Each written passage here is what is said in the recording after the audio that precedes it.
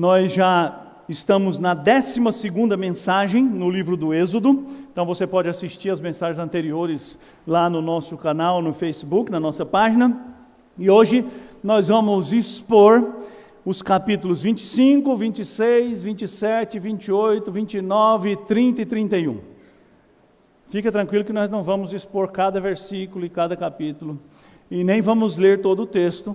A leitura do texto fica como tarefa para você depois fazer em casa, como eu já disse hoje de manhã. Eu espero que alguns irmãos tenham se lembrado de fazer essa leitura. Mas para introduzir o nosso tema, e depois eu vou fazer referência a vários textos deste contexto bem grande, que é a descrição do tabernáculo, mas eu quero ler apenas os primeiros versículos do capítulo 25, que eu já li semana passada, mas que eu quero ler aqui novamente.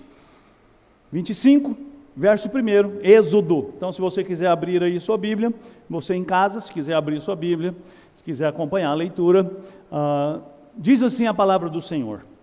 Disse o Senhor a Moisés: fala aos filhos de Israel que me tragam oferta. De todo homem cujo coração o mover para isso, dele recebereis a minha oferta. Esta é a oferta que dele recebereis: ouro e prata e bronze, e estofo azul e púrpura e carmesim e linho fino e pelos de cabra e peles de carneiro tintas de vermelho e peles finas e madeira de acácia, azeite para a luz, especiarias para o óleo de unção e para o incenso aromático, pedras de ônix e pedras de engaste para a estola sacerdotal e para o peitoral. E me farão um santuário para que eu possa habitar no meio deles. Segundo tudo o que eu te mostrar para modelo do tabernáculo e para modelo de todos os seus móveis, assim mesmo o fareis. Vamos orar mais uma vez? Senhor, eis aí a tua palavra. Ela é viva e ela é eficaz, e eu quero pedir que o teu Espírito Santo nos ajude na compreensão desta longa sessão da sua palavra, para que a nossa vida seja abençoada por ti, que tem prazer em nos abençoar. Fala conosco, usa a minha vida, eu te peço em nome de Jesus. Amém. Deus pródigo.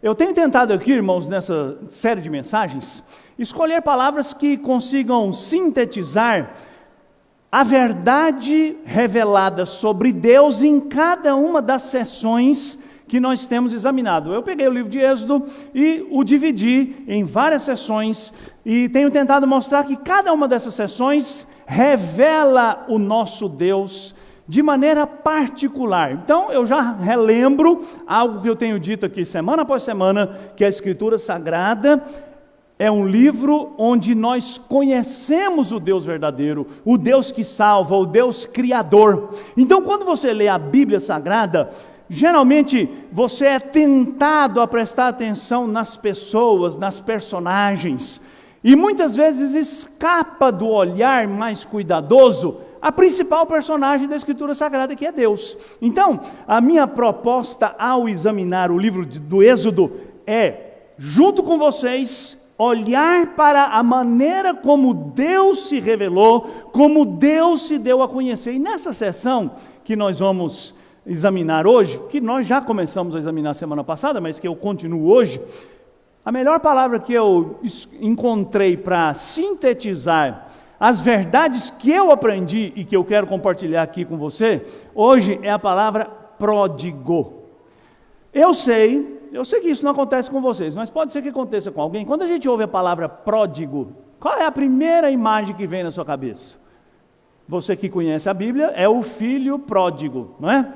E geralmente a gente associa a palavra pródigo à rebeldia, à insubordinação, àquele jovem de coração duro e desrespeitoso, e a gente, quase que inconscientemente, imagina que a palavra pródigo significa isso, desrespeitoso, desonroso, mas a palavra pródigo, na verdade, significa generoso, abundante.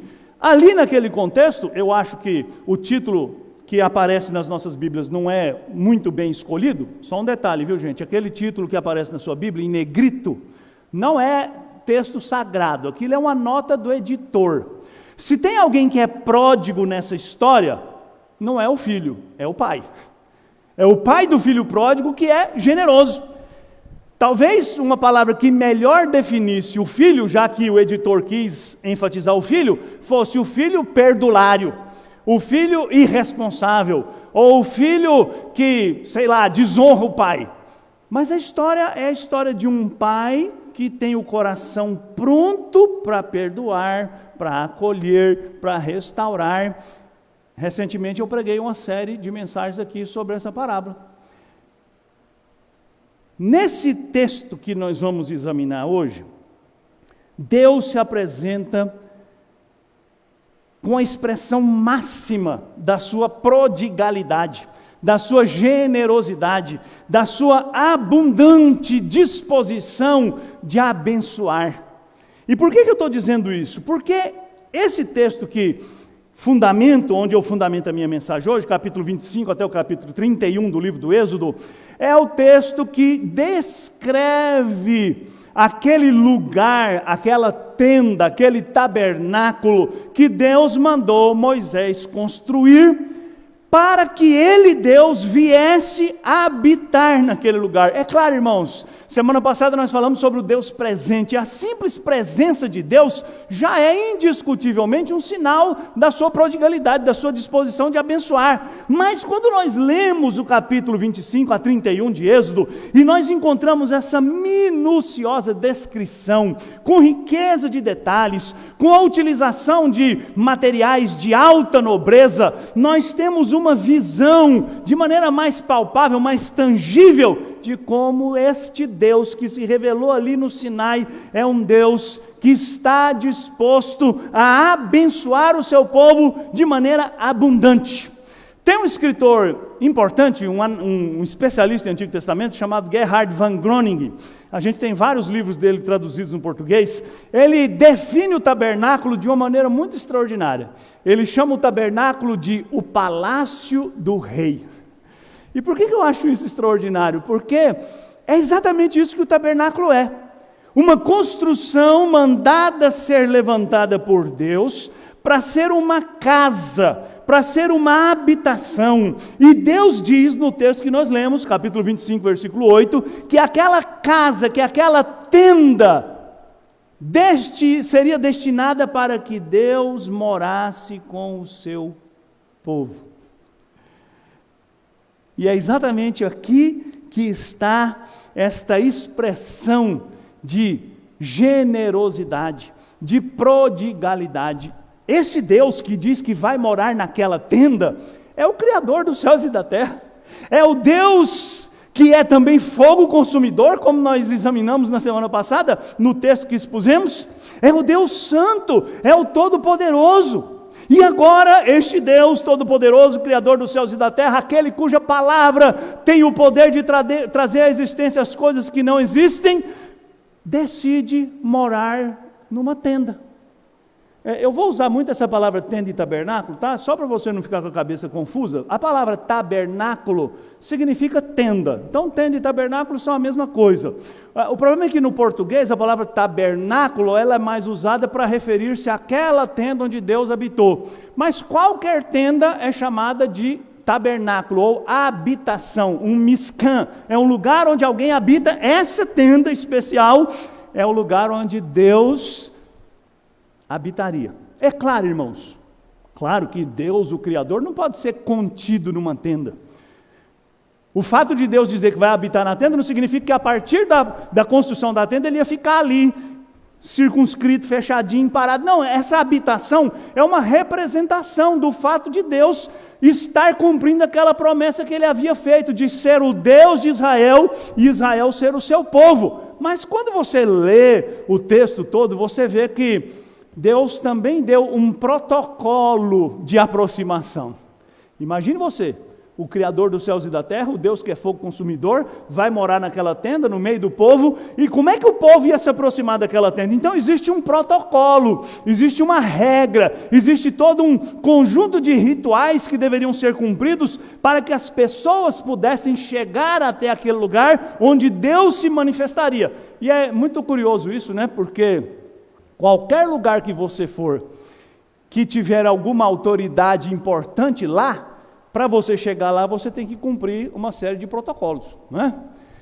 No mínimo passar num detector de metais, em alguns lugares você tem que ser revistado, em outros lugares você tem que vestir determinada roupa, você não pode, por exemplo, entrar em alguns lugares de Brasília de bermuda, de camiseta cavada, você precisa estar trajado de uma maneira específica, enfim. Mas acima de tudo, irmãos, essa tenda, esse tabernáculo, era uma representação visível do próprio Deus que habita no meio do seu povo, e portanto, o tabernáculo era uma representação de Jesus Cristo, o Messias.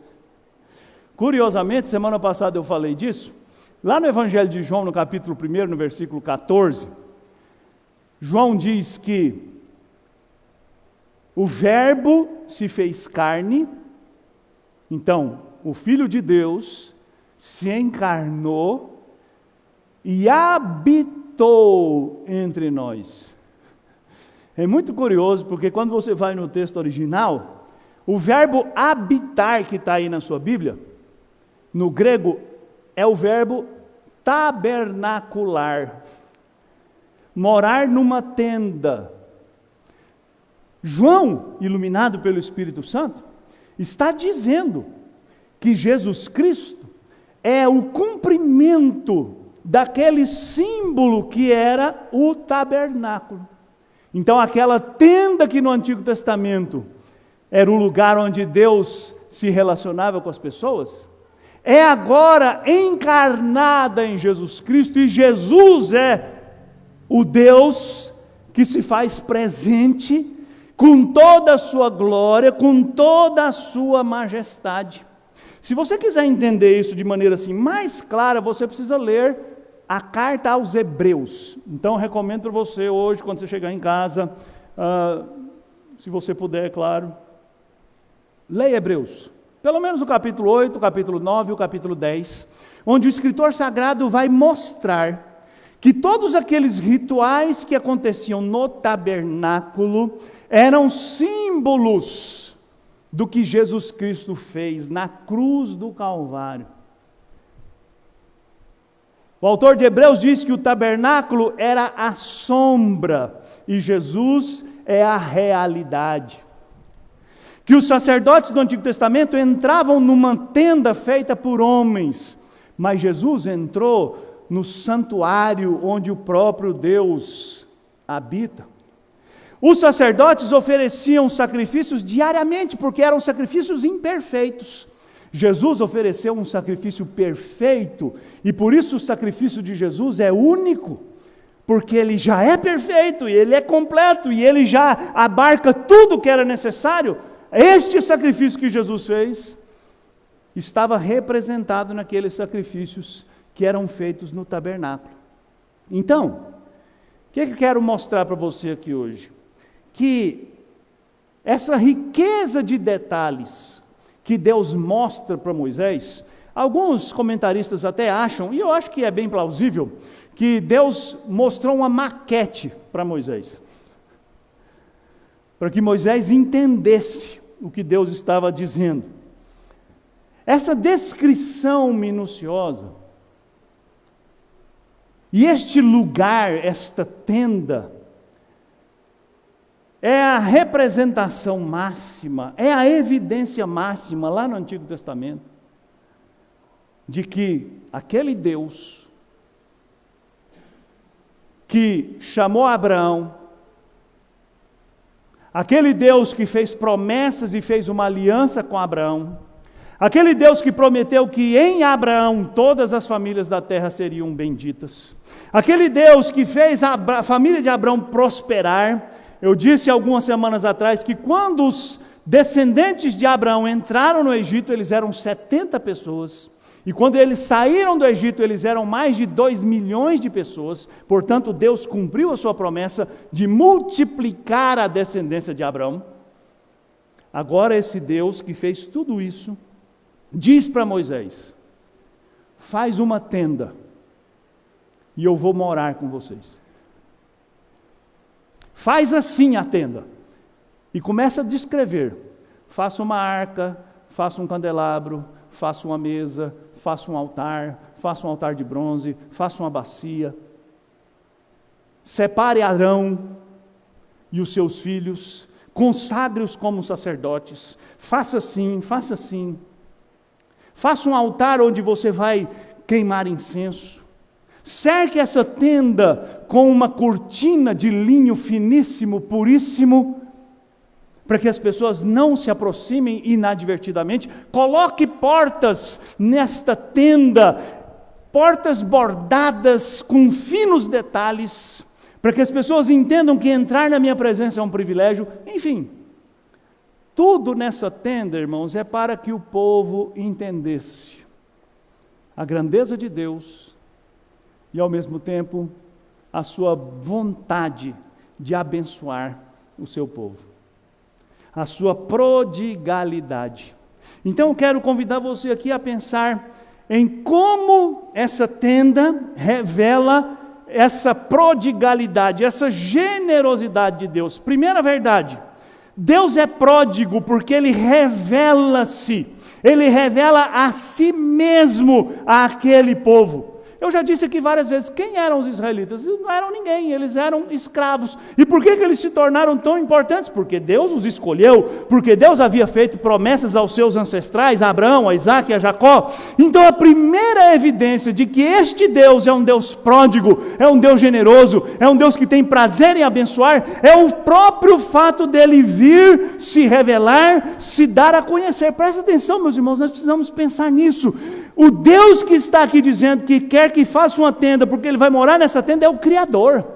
É aquele que lá no livro de Gênesis disse, e as coisas vieram a existir. É aquele que se encarnou em Jesus Cristo, e curou enfermos, e ressuscitou mortos, e transformou a vida de milhares de pessoas, e transformou a vida da maioria de vocês que estão aqui. Este Deus, como nós vimos na semana passada, que é o Deus presente em todo o seu poder e majestade, que é eterno, que é poderoso, que é soberano, que é santo, que é justo, Ele diz: eu quero habitar com vocês, eu quero viver no meio de vocês, eu quero que vocês me conheçam. Nós, a partir dessa leitura, aprendemos de pronto algumas coisas importantes. Primeiro é que nós só podemos conhecer a Deus e nos aproximar de Deus através da sua revelação. Você não pode conhecer a Deus apenas fazendo exercícios mentais ou exercitando a sua capacidade intelectual. Não, Deus só pode ser conhecido a partir da maneira como Ele se revela. E você só pode se aproximar de Deus a partir das instruções que Ele dá, porque Deus é santo, porque Deus é justo. Nós aprendemos aqui também que essa tenda seria também um lugar das pessoas encontrarem com esse Deus. Agora, uma pergunta importante: como é que eu, um pecador, posso me encontrar com um Deus santo?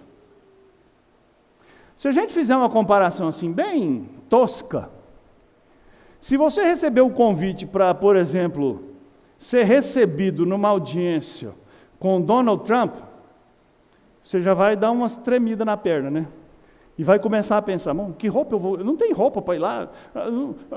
Como é que faz? Qual que é o protocolo? Como é que eu vou me portar? Como é que eu vou falar? Eu não sei nem falar inglês, então eu não vou falar nada. Ou seja, a gente se enche de preocupação, né? Quando você vai encontrar uma autoridade secular. Como é que eu posso ir ao encontro de um Deus santo, poderoso? Por isso, nesse texto que nós baseamos a nossa mensagem, e você vai ler depois, nós encontramos todo aquele protocolo. Primeira coisa, precisa fazer uma oferta de purificação. Precisa sacrificar um animal, pegar o sangue daquele animal, aspergir em cima do altar, jogar ao redor daquele altar, jogar em cima do altar. Depois você precisa matar outro animal e queimar esse animal completamente. O primeiro animal significa os seus pecados são perdoados. O segundo animal, que é um holocausto, que é queimado completamente, significa sua vida foi completamente purificada e tudo que não presta foi limpo. E aí depois você matava um terceiro animal. E com esse terceiro animal, mais uma vez, você aspergia o sangue dele sobre o altar, mas esse último animal tinha um detalhe bem peculiar. Uma parte desse animal era devolvida para o ofertante, e o ofertante se reunia com a sua família e comia aquele animal como uma celebração de comunhão. Porque não há nada que seja mais íntimo nas Escrituras Sagradas no Antigo Testamento do que uma refeição.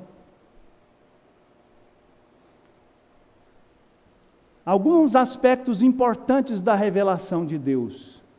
Tudo devia ser feito como Deus mostrou. Você não pode inventar um Deus na sua cabeça. Você não pode inventar uma maneira de se aproximar de Deus. Por mais boa vontade que você tenha, por mais sinceridade que você tenha, é muito comum hoje a gente ouvir isso, né? As pessoas dizem em geral, não, mas todos os caminhos levam a Deus, toda religião é boa se fala de Deus. Querido, isso pode ser uma verdade para o senso comum, mas isso não é uma verdade para a Escritura Sagrada. Na Escritura Sagrada, esse Deus que é santo e justo, só pode receber as pessoas que se aproximam dele pelo modo que ele prescreveu, e por isso Jesus Cristo disse durante o seu ministério: eu sou o caminho, eu sou a verdade, eu sou a vida, ninguém vai ao Pai a não ser por mim. Você não chega à presença de Deus por um atalho. Então, todos os rituais que estavam prescritos aqui eram símbolos dessa verdade, eram representações visíveis dessa verdade, que para alguém se aproximar de Deus precisa cumprir todo um protocolo. Agora, louvado seja o Senhor, irmãos, esse protocolo era uma simbologia do que Jesus Cristo fez, e agora que Jesus Cristo já se encarnou, agora que Deus já tabernaculou, já habitou fisicamente entre os homens, agora que Deus se encarnou e morreu na cruz do Calvário, tudo aquilo que era símbolo se completou e se encerrou, e agora você não precisa mais matar nenhum animal para se purificar, você não precisa queimar nenhum animal para ser limpo, você não precisa derramar o sangue de nenhum animal, porque Cristo já derramou o seu sangue, e por isso você precisa de Cristo para chegar-se à presença de Deus. Então essa riqueza de detalhes e de materiais é uma dádiva de Deus. Sabe, irmãos, eu fico impressionado, porque o que é o ouro para quem criou tudo que existe? O que é a prata para o Criador de todas as coisas? O que são pedras preciosas? Isso para Deus não é nada, mas Deus, num ato de concessão, por causa da nossa visão limitada, decidiu usar o ouro, a prata, o bronze, as pedras preciosas, como uma representação visível do seu poder, da sua glória e da sua majestade. Quem é que não fica impressionado, por exemplo, quando entra naquelas igrejas barrocas e encontra aquele altar completamente ornado de ouro, não é? Você tem uma impressão de poder, de glória, de riqueza. É claro que hoje toda essa ornamentação não serve para muita coisa, mas aqui servia sim, para que Deus mostrasse para o povo que Ele é glorioso, que Ele é mais valioso do que qualquer outro bem que você possua, que a presença de Deus é uma presença extraordinária. Todo esse tabernáculo, toda essa tenda, tinha o propósito de mostrar que Deus é fiel. Lembra? Deus prometeu a Abraão: eu serei o seu Deus, e você e seus descendentes serão o meu povo. E agora Deus manda Moisés: constrói uma tenda. Essa tenda tem que ser do jeito que eu mandei, porque essa tenda vai ser uma representação da minha presença. E todo mundo que entrar nessa tenda, e todo mundo que ver essa tenda, vai saber que eu, o Criador, sou o Deus de vocês, e vocês são o meu povo, e todos aqueles que se aproximarem de mim, receberão das minhas mãos a bênção de me conhecer, que é a maior de todas as bênçãos. Por isso Filipe disse para Jesus em certa ocasião: Senhor, mostra-nos o Pai, e isso nos basta. E Jesus respondeu o que para Filipe? Filipe, se você me vir, você já viu o Pai, porque eu e o Pai somos um. Sabe, irmãos, às vezes nós queremos muitas coisas dessa vida, nós temos muitos sonhos, muitas aspirações, algumas delas são legítimas, eu não questiono isso, mas todo crente, todo aquele que conhece esse Deus por meio de Jesus Cristo, deveria ter como a sua maior aspiração, o seu maior desejo, o seu maior bem, poder viver, desfrutar, contemplar a presença desse Deus na sua vida. E como é que isso é possível? Isso é possível hoje por meio de Jesus Cristo, que se revelou e revelou esse Deus poderoso, por meio do Espírito Santo, que nos dá a conhecer as riquezas infinitas do nosso Deus. E como é bom você poder encontrar esse Deus em momentos como esse, quando nós lemos a sua palavra, quando nós meditamos nela. Deus é pródigo, porque Ele permite que eu, um reles pecador, o conheça. Deus é pródigo, porque Ele quer que você, um simples humano pecador, o conheça. Deus é pródigo, porque mesmo não precisando de nada e nem ninguém, e sendo o dono de todas as coisas, decidiu vir ao nosso encontro para ser o nosso Deus e para nós sermos o seu povo. Segunda verdade, Deus é pródigo na provisão que Ele faz para o seu povo. Acima de tudo, irmãos, o tabernáculo era um lugar de provisão. Era um lugar onde Deus dava ao povo aquilo que o povo precisava. Não dava aquilo que o povo queria, né? Eu gosto sempre de fazer essa observação, né? Porque, infelizmente, muitas pessoas servem a Deus simplesmente interessadas no que Ele pode dar. Deus pode dar tudo, porque Ele é o Todo-Poderoso. Mas Deus, por amor, dá para os seus filhos o que os seus filhos precisam. Porque Deus sabe que muitas coisas que nós queremos não são coisas boas. Ou não são coisas que vão nos fazer bem. Por isso Deus muitas vezes diz não às nossas orações, porque às vezes nossas orações são orações que revelam a nossa visão limitada e pior, a nossa tolice. Mas aqui, nessa tenda, Deus dá ao povo o que o povo precisa. A primeira coisa que Deus dá é instrução, clara, objetiva. Além do versículo 9 do capítulo 25, esse texto, depois você vai lá na sua casa, você vai pesquisar, tem 7 vezes aparece a declaração, disse Deus a Moisés. E essas 7 declarações são uma expressão muito importante, que Deus orienta, instrui, ensina o seu povo de maneira clara e precisa.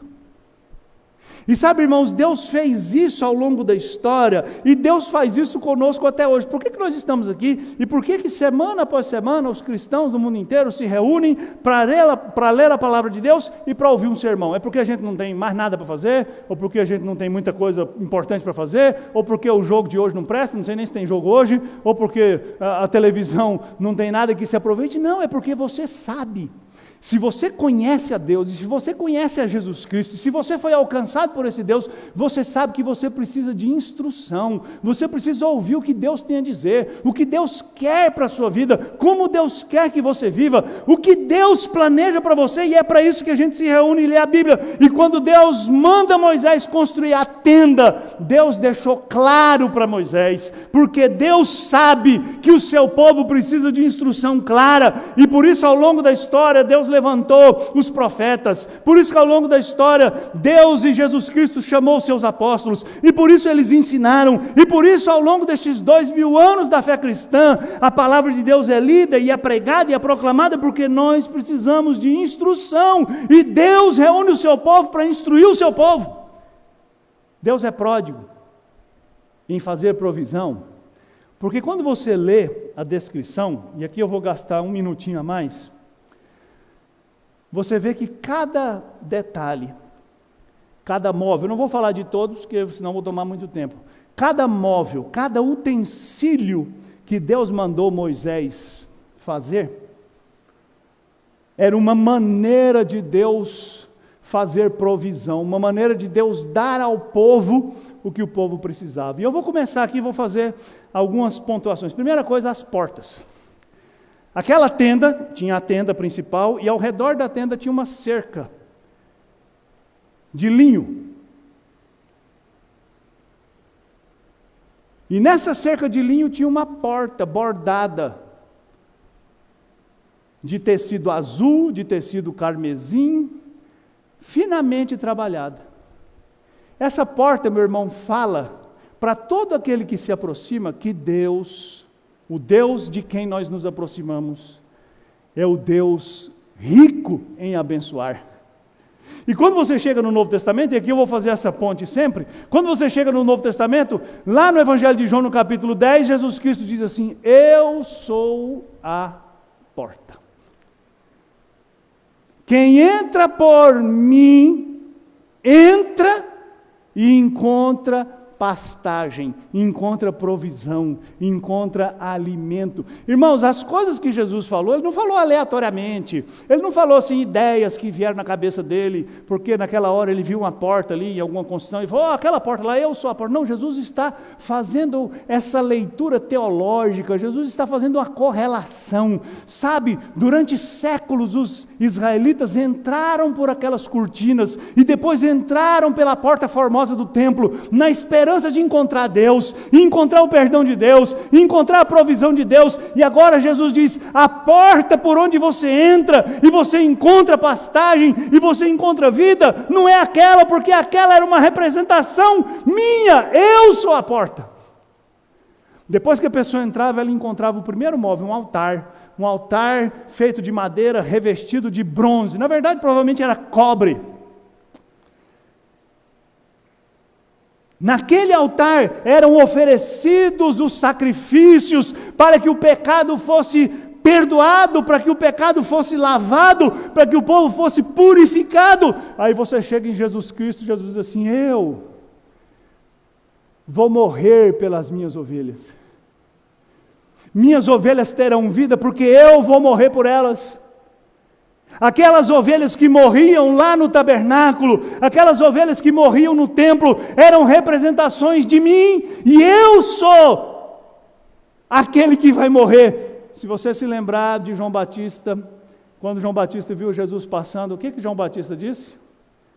Esse é o Cordeiro de Deus que tira o pecado do mundo. Você entra na tenda, eu vou pular aqui, você entrou na tenda, do lado direito da tenda, tinha uma mesa baixinha, de 70 centímetros de altura, por 90 centímetros de comprimento, por 50 centímetros de largura, e em cima dessa mesa tinha 12 pães. Permanentemente tinha 12 pães ali em cima daquela mesa. Aqueles 12 pães simbolizavam uma verdade extraordinária. Quem sustenta o seu povo é Deus. E por que são 12? Porque são 12 tribos de Israel. E aí você chega no Novo Testamento, Jesus diz assim, eu sou o pão da vida. Sabe qual é o pão que sustenta vocês? Não são aqueles 12 pães que estão lá dentro do templo de Herodes. Eu sou o pão da vida. Se você se alimentar de mim, você vai ter a vida eterna. Você olhava para o lado esquerdo, tinha um candelabro, um castiçal, com 7 hastes. E nesse castiçal tinha 7 lâmpadas que eram acesas e permaneciam acesas 24 horas por dia, com um trabalho contínuo do sacerdote para iluminar. Aí vem Jesus e diz, eu sou a luz do mundo. Quem me segue não andará em trevas, pelo contrário, terá a luz da vida. Em frente havia um pequeno altar, onde era queimado incenso. Aquele incenso representava as orações, e vem Jesus e diz, quando você orar, tudo que você pedir em meu nome, crendo, você vai receber. Então Deus não ouve a sua oração, porque ela é queimada como um incenso no altar. Deus ouve a sua oração quando ela é feita em meu nome. Você atravessava a segunda cortina e você encontrava a Arca da Aliança, em cima da Arca da Aliança o propiciatório, onde era derramado o sangue da oferta, e vem o apóstolo Paulo, e diz: Jesus é o nosso propiciatório.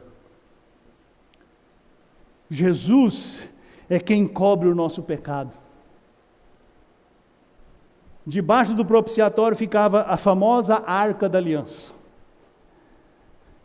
que não era o móvel mais importante, irmãos. O móvel mais importante era o propiciatório, era a tampa. Na arca estava a lei. E vem Jesus e diz assim: eu não vim revogar a lei, eu vim cumprir a lei. Jesus é o cumprimento. E por meio de Jesus você tem acesso a Deus. Essa tenda, irmãos, é uma provisão, porque ela representa tudo que Deus faz para sustentar a sua vida. O alimento espiritual, o alimento físico, a luz, as orações, a comunhão, o perdão. Tudo isso é Deus que faz. E tudo isso Deus fez de maneira completa através de Jesus Cristo. Por isso é que Jesus diz: quem tem o Filho tem a vida. Quem não tem o Filho não tem vida. Jesus é tudo que você precisa. Porque se Jesus for tudo que você precisa, e for tudo que você deseja, você pode ficar tranquilo que Ele vai cuidar das suas necessidades. Não foi o que Ele prometeu? Busquem, pois, em primeiro lugar, o reino de Deus e a justiça de Deus, que água, comida e roupa você vai ter. Deus é pródigo na comunhão que Ele oferece. Então Deus se revela e Deus provê, Deus sustenta. E Deus nos dá o privilégio de ter comunhão com Ele, ter intimidade com Ele. É claro, meus irmãos, o simples fato de Deus habitar ali já era uma evidência clara disso. Deus quer ser o Deus do povo, Deus quer ter um relacionamento próximo com esse povo, Deus quer fazer parte da vida desse povo. Mas quando você lê o texto, e eu fiz uma listinha aqui, eu vou só citar. Capítulo 25, versículo 8, capítulo 25, versículo 22, capítulo 25, versículo 30, capítulo 27, versículo 20, capítulo 28, versículo 12, capítulo 29, versículo 45, capítulo 30, versículo 7, capítulo 31, versículo 16, todos estes textos apontam para essa verdade que eu estou querendo mostrar para você, que é uma prova da prodigalidade de Deus. Deus quer estar conosco. Através dos pães que estão ali, através da luz que precisa brilhar, através dos sacrifícios que são feitos no altar, através do serviço sacerdotal, através do incenso que é queimado. Deus diz: eu vou encontrar-me com você ali, porque eu quero fazer parte da sua vida. Sabe, irmãos, e foi por isso que Jesus Cristo veio a esse mundo, para fazer parte da nossa vida, para ter intimidade conosco e para que nós tenhamos intimidade com Deus o Pai, para nos dar vida, porque vida é comunhão com Deus. Lá na oração sacerdotal em João 17, Jesus diz literalmente isso: a vida eterna é conhecer a Ti, o único Deus verdadeiro, e conhecer a Jesus, que foi enviado pelo Senhor. Sabe, irmãos, vida eterna não diz respeito à teologia. A teologia é importante, mas a teologia não dá vida para ninguém. Vida eterna não diz respeito à membresia, ser membro de igreja. Ser membro de igreja é importante, faz parte da experiência cristã. Ter vida eterna não é ser um frequentador de eventos religiosos e nem de cultos como esse. Ter vida eterna é conhecer a Deus. Mas como é que você conhece a Deus? Você só conhece a Deus através de Jesus Cristo, através do Filho que se revela, que se encarna para que você tenha comunhão com Deus. E sabe que coisa extraordinária? Quando você chega no capítulo 29 de Êxodo, irmãos, então presta atenção, hein? Vou fazer um parênteses aqui. Eu tenho fé que você vai ler esse texto, né? Eu espero que a minha fé não seja vã. Então, no capítulo 29, nós temos a consagração dos sacerdotes. E tem uma cena tão extraordinária ali, meus irmãos. Para consagrar os sacerdotes, acontece tudo que eu falei. Primeiro faz uma oferta pelo pecado, depois faz um holocausto, depois faz um sacrifício de um cordeiro, chamado sacrifício da consagração, ou sacrifício da paz.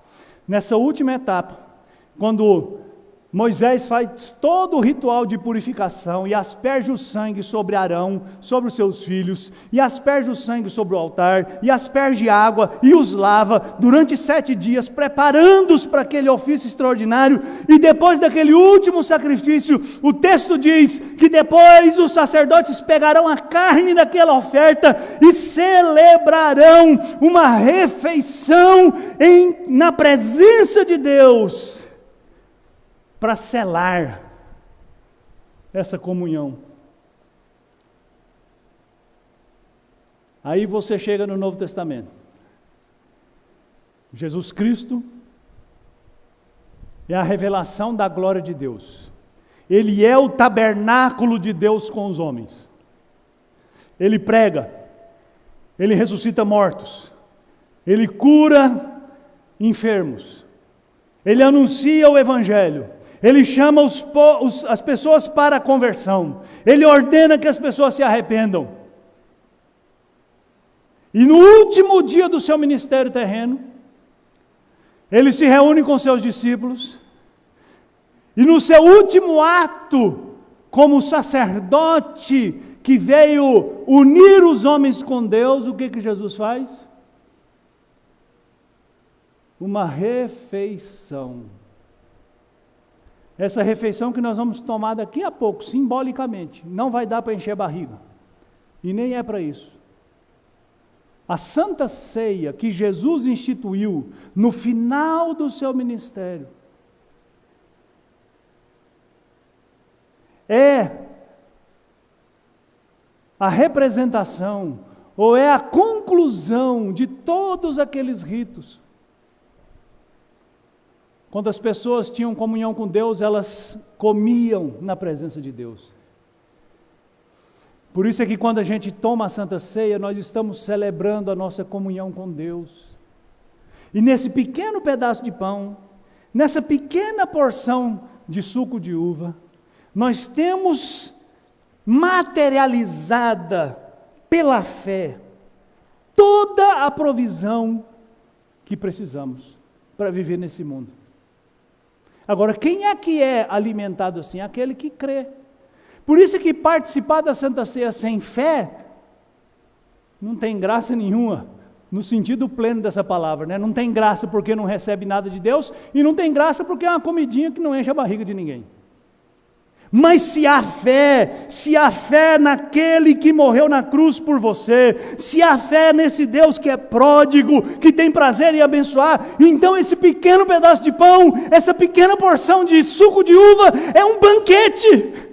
É um banquete porque alimenta a nossa alma, porque revigora a nossa fé, porque levanta-nos do abatimento e nos faz lembrar de tudo que Deus fez por nós, e pela fé nós nos apropriamos dessas bênçãos que nos são dadas por Cristo Jesus. Aí você chega no capítulo 31, e eu ainda com fé que você vai ler, você encontra a descrição do Shabat. Deus diz: vocês se lembrarão do Shabat, do sábado. E por que eu estou usando a palavra Shabat? Porque não tem nada a ver com o sábado do calendário, esse sábado de ontem. Não tem nada a ver com isso. Sabe, a gente vê tanta gente se degladiando aí, os teólogos falando que tem que guardar o 7º dia do calendário. Não é isso que o texto diz. O Shabat, o descanso que você tem que guardar, é aquela devoção a Deus, pela qual você cessa tudo que você faz, e você confessa para o Senhor: Senhor, todo o meu esforço é inútil, se o Senhor não me sustentar. Tudo que eu faço é nada se o Senhor não me alimentar.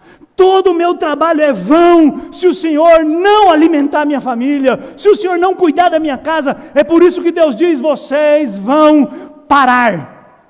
Vocês vão trabalhar 6 dias e um dia vocês vão parar, para que vocês se lembrem que tudo que vocês precisam vem de mim, que tudo que vocês devem desejar vem de mim, e que eu, o Deus poderoso e fiel, o Deus pródigo, vou te dar o que você precisa.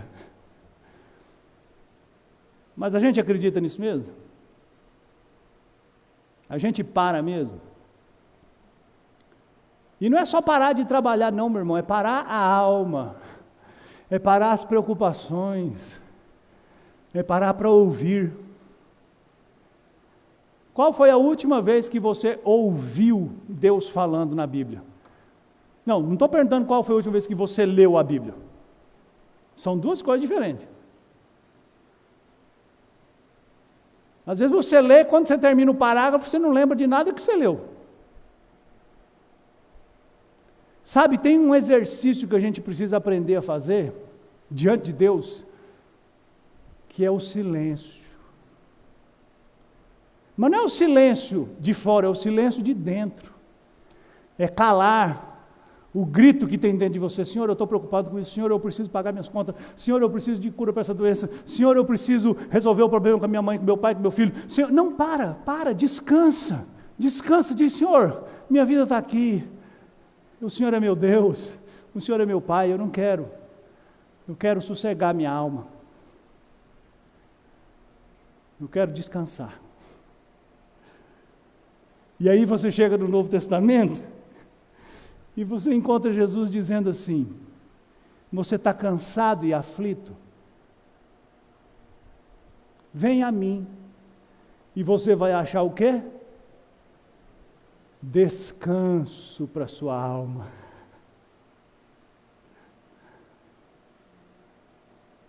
Jesus não está prometendo nada novo, não. Jesus está dizendo: sabe aquele dia que Deus disse que você tem que guardar para aprender a descansar nele? Eu sou esse descanso. É em mim que você vai descansar. É comigo que você vai encontrar a paz, que você vai encontrar alívio. Não é se você ganhar mais dinheiro, não é se você tiver mais saúde, não é se você tiver mais harmonia no seu casamento, não é se você tiver mais comunhão com seus amigos ou com sua família. Irmãos, essas coisas são importantes, mas elas não são capazes de produzir aquilo que só Deus pode dar, que é essa paz que excede todo o entendimento do que o apóstolo Paulo fala. Essa paz que escreveu o autor do Salmo 46, ainda que as águas tumultuem e espumejem, ainda que os mares na sua fúria estremeçam e os montes se abalem, há um rio. Sabe, a imagem que veio na minha cabeça é aquele rio que corre bem devagarzinho.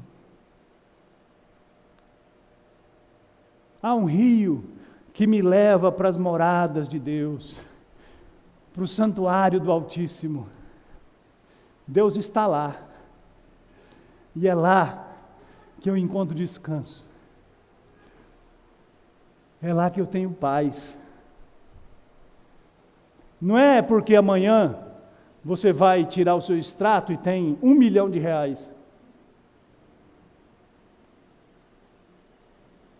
Ou porque o seu cartão de crédito vai vir zerado.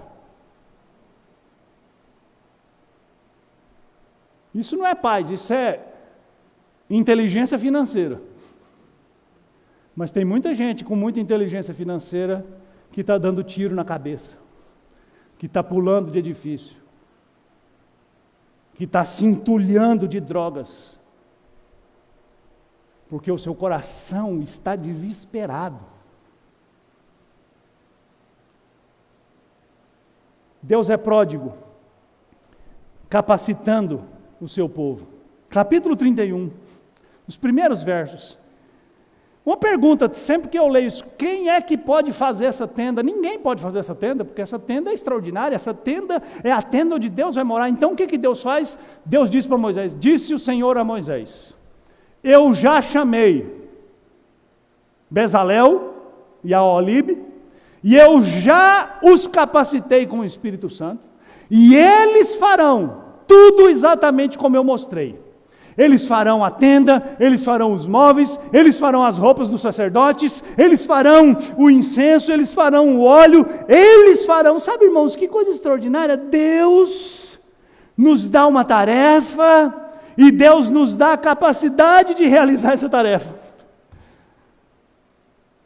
Sabe, quando Jesus Cristo terminou seu ministério, Ele disse para os seus discípulos, olha, vocês não saiam de Jerusalém até que vocês sejam revestidos do dinamis, do poder do Espírito Santo, porque a tarefa que vocês têm que fazer, vocês não conseguem fazer.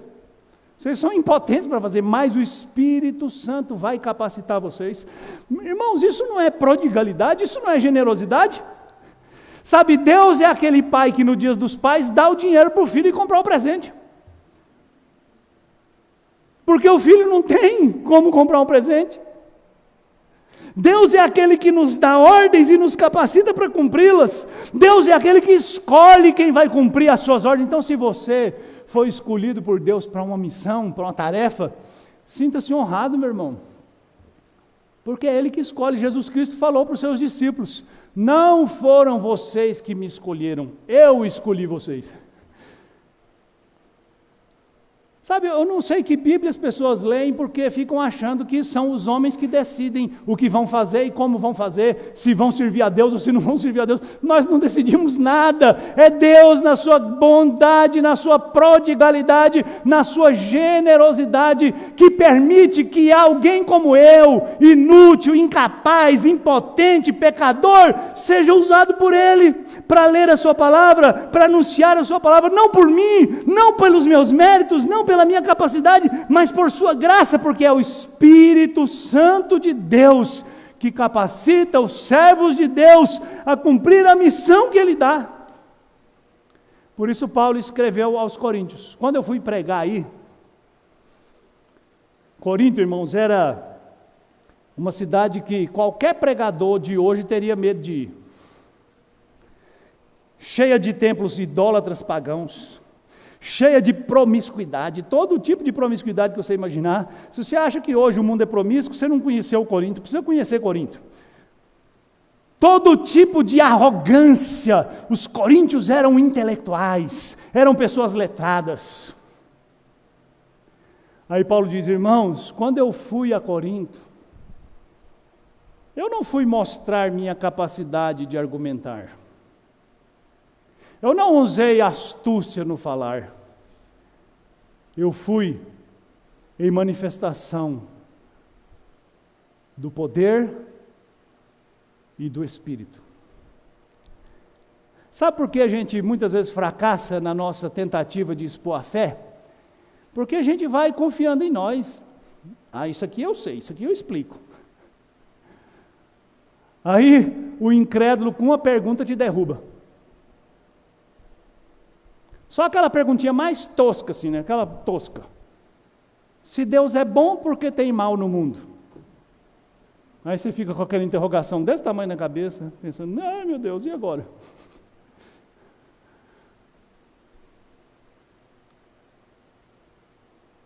Tem uma frase de Agostinho de Hipona, o bispo, fantástica. É no seu livro das Confissões. É mais ou menos assim. Ele agradece a Deus pelo perdão, e enfim, e ele diz assim, Senhor, dá-me aquilo que o Senhor ordena. Então, ordena tudo o que o Senhor quiser. Entendeu? Primeiro o Senhor me dá o que o Senhor vai mandar, e depois o Senhor pode mandar, porque se o Senhor não der, não adianta mandar, porque eu não vou fazer, porque eu não posso fazer, porque eu não tenho capacidade de fazer, porque eu não tenho condição de fazer.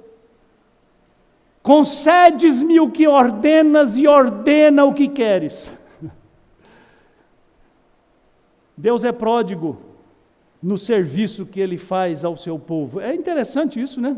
Deus serve o povo, é verdade.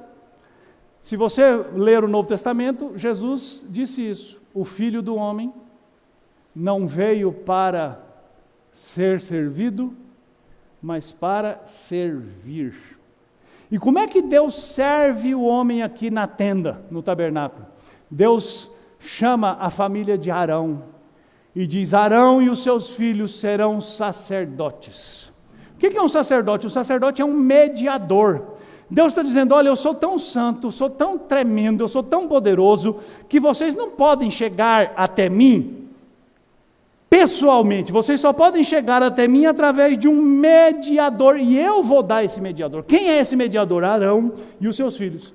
E você, Moisés, vai separar Arão, e você vai fazer um ritual de purificação de Arão, você vai fazer roupas especiais para ele, você vai purificá-lo, vai dar banho nele durante 7 dias, depois vai aspergir sangue sobre ele, depois vai lavar as suas roupas de novo, e depois que ele estiver purificado, ele poderá entrar na minha presença, e ele poderá ser o oficial que vai fazer a mediação entre mim e o povo. E sabe o que é extraordinário? Todo esse aparato que Deus ordenou fosse feito com Arão, era uma representação do verdadeiro sacerdote, o único mediador entre Deus e os homens, que é Jesus Cristo. Então, pela fé, eu digo para você: leia Hebreus 8, leia Hebreus 9, leia Hebreus 10, e você vai entender que Arão e os seus filhos simbolizavam Jesus, o sumo sacerdote.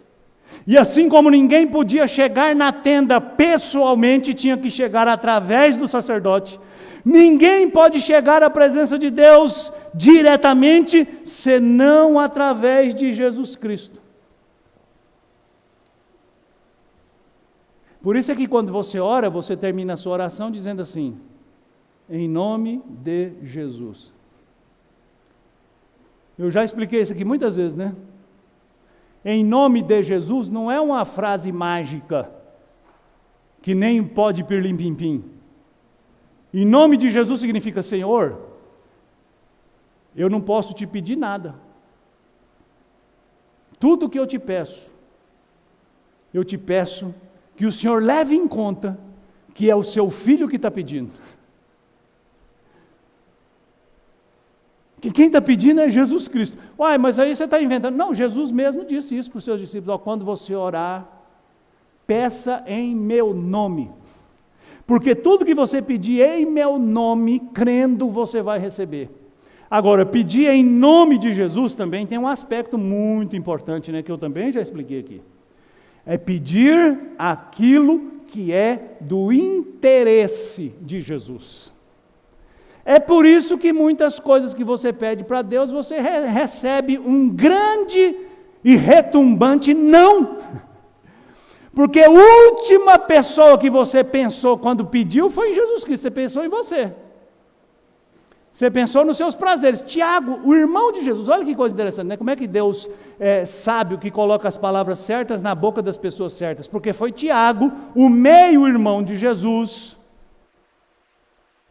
o irmão de Jesus por parte de mãe, os dois eram filhos de Maria. O Tiago, que escreveu a carta, escreveu assim: sabe por que vocês pedem e não recebem? Porque vocês pedem só para esbanjar nos seus prazeres. E Deus não tem compromisso com os nossos prazeres, Deus tem compromisso com a sua vontade, com o seu reino, em cumprir as suas promessas. Deus está interessado, meu querido, em abençoar-nos. Por isso, só para ilustrar isso, o sacerdote todo dia tinha que fazer um sacrifício de manhã e um sacrifício de tarde. Geralmente era às 9 da manhã e às 3 horas da tarde. Por quê? Esse sacrifício diário era um testemunho de Deus dizendo: eu quero perdoar vocês. Por isso que nós lemos Miqueias: quem é semelhante ao Senhor nosso Deus, que tem prazer em perdoar? E por isso Deus mandou fazer o sacrifício 2 vezes por dia. Mas Deus mandou mais, Deus mandou o sacerdote todo dia entrar lá no Santo dos Santos e queimar incenso no altar do incenso, e o incenso é a oração, é um símbolo da oração. Deus está dizendo: eu quero que vocês orem, porque se vocês orarem eu vou responder. Todo dia o sacerdote entrava no santo lugar e limpava as pontas, os pavios do candelabro. Era Deus dizendo: eu quero guiar vocês, vocês precisam de luz e eu estou disposto a iluminar vocês. Mas o que a gente faz? A gente não está nem aí para o que Deus diz, para o que Deus fala, para o que Deus quer. Aí lá na frente, quando tudo dá errado, você pergunta assim: onde foi que eu errei? Provavelmente a resposta é simples: em tudo. Porque você não foi guiado pela luz que Deus dá, que é a sua palavra. Você não foi alimentado pela comunhão com Jesus Cristo, que é o pão. Você não foi saciado pela água, que é Jesus Cristo. Você não orou, porque você só lembrou de orar quando a coisa já estava ladeira abaixo e você não precisava mais de uma comunhão com Deus, você precisava de um milagre. Por fim, vou terminar, que o meu tempo já acabou. Deus é pródigo na solidariedade que Ele tem com o seu povo. Primeira coisa, Deus decidiu habitar com o seu povo. E sabe uma coisa tão extraordinária isso, né? O Deus Criador mandou fazer uma tenda. Por que Deus mandou fazer uma tenda? Porque o povo habitava em tendas e Deus queria habitar com o povo e como o povo, para ter intimidade com o povo, para entender de uma maneira direta e pessoal a vida daquele povo. Aí veio Jesus Cristo e se encarnou. E o autor de Hebreus, lá no texto que você vai ler, diz assim: nós temos um sacerdote que pode nos socorrer, porque ele é como nós, ele sabe o que é sofrer, ele sabe tudo o que um homem passa, porque ele é homem. Essa solidariedade é representada na própria construção. Depois que você lê, você vai ver que a maioria dos móveis do tabernáculo eram feitas de 2 elementos: madeira de acácia coberta de ouro, ou de prata, ou de bronze. A madeira de acácia é a madeira que tem no deserto. Não pense em deserto igual em filme, tá? Aquele areião. Nós estamos falando aqui do deserto do Sinai, que não tem areia, tem pedra, e tem muita acácia. Então não era difícil cortar a acácia, mas a acácia é uma árvore dura, é uma madeira cheia de nós, é uma madeira dura de trabalhar. Ela representa a humanidade, que é uma coisa mais dura do que nós, seres humanos. Cheia de nó, cheia de curva, cheia de defeito, cheia de buraco. E aquela madeira é revestida de ouro. Sabe, irmãos, isso para mim é uma representação de Jesus Cristo. A humanidade, com todas as limitações que o pecado trouxe, mas a glória, porque Jesus é também Deus. E o altar do holocausto é de madeira revestida de bronze. O altar do incenso é de madeira revestida de ouro. A mesa dos pães é de madeira revestida de ouro. A arca da aliança é de madeira revestida de ouro. As paredes do tabernáculo são de madeira revestidas de ouro, colocadas sobre bases de prata, em vergalhões de ouro. E por aí vai. Deus se fez homem, habitou entre nós, e nós vimos a sua glória. E essa solidariedade de Deus, ela é pródiga, porque ela providencia um sacrifício substitutivo. Deus, na sua misericórdia, aceita que um inocente morra no lugar do culpado. Essa, irmãos, é a lógica do sacrifício. O pecador comprava um animal perfeito, sem defeito físico, sem mancha. E ele levava esse animal para ser sacrificado, e Deus aceitava aquele animal.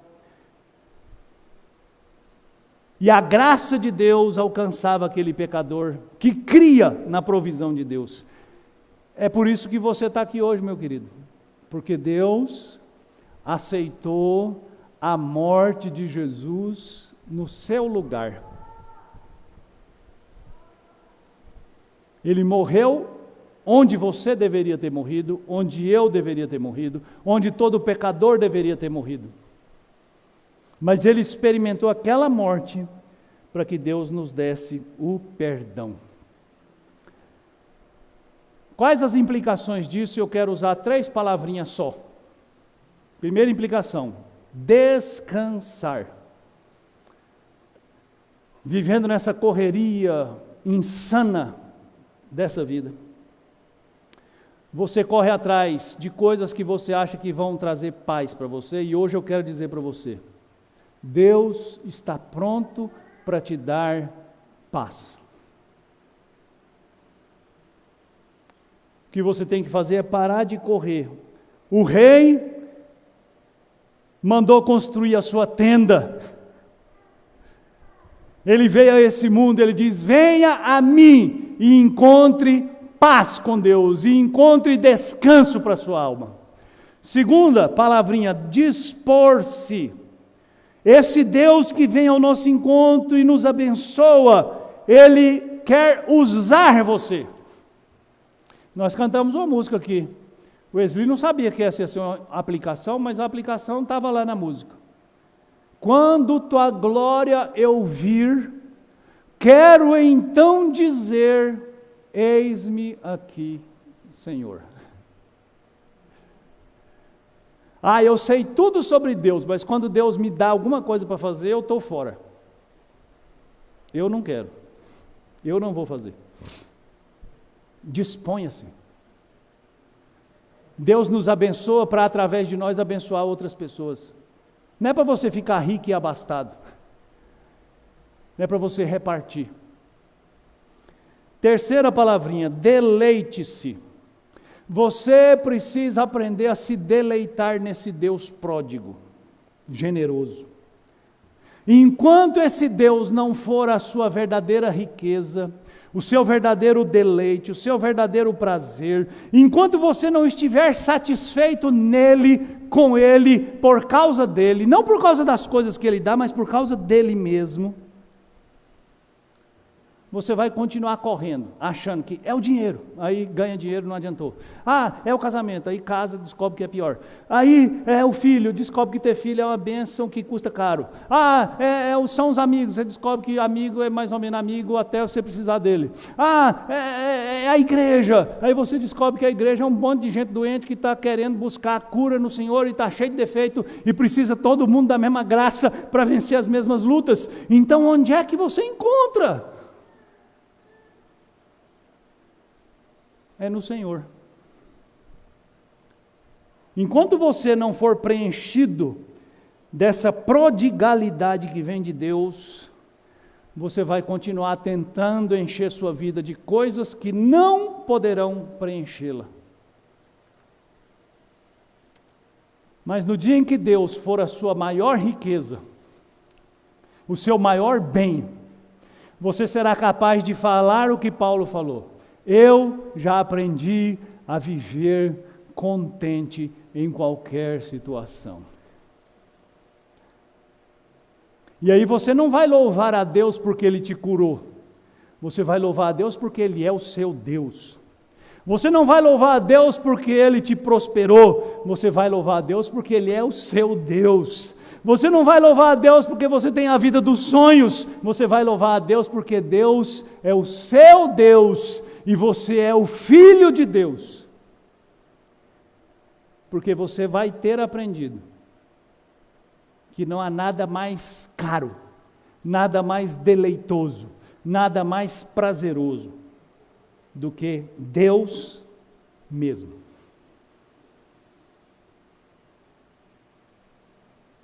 Que Deus tenha misericórdia de nós, para nós desfrutarmos da sua prodigalidade. Ó Deus, muito obrigado, porque o Senhor é pródigo, porque o Senhor tem prazer em abençoar.